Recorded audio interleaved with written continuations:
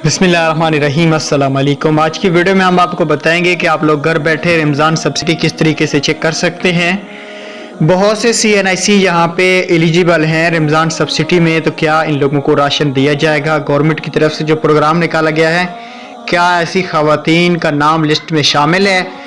तो यहाँ पे हमारे पास एक लिस्ट भी मौजूद है। लिस्ट के मुताबिक हम आपको यही बताएंगे कि ऐसी काफ़ी सारी ख़वातीन हैं जिनको ये वाला स्टेटस आ रहा है। तो उनसे गुजारिश है कि वो जल्द से जल्द 2 से 3 दिन के अंदर अपना नया सर्वे कराएं, वरना आपको ये गवर्नमेंट की तरफ से जो सब्सिडी है रमज़ान की, ये बिल्कुल भी नहीं दी जाएगी जिन ख़वातीन का ये वाला स्टेटस आ रहा है।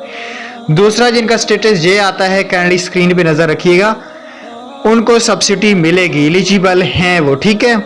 यहाँ पे क्लिक करना है। यहाँ पे दो के, एक जनरल सब्सिडी चेक होती है, एक रमज़ान। जनरल सब्सिडी का क्या मकसद है? मतलब आप यूटिलिटी स्टोर पे रियायत के साथ सामान खरीद सकते हैं अगर आप जनरल सब्सिडी के लिए एलिजिबल हैं। तो अगर नहीं है तो फिर आपको नहीं मिलेगा यूटिलिटी स्टोर से भी राशन, ठीक हो गया।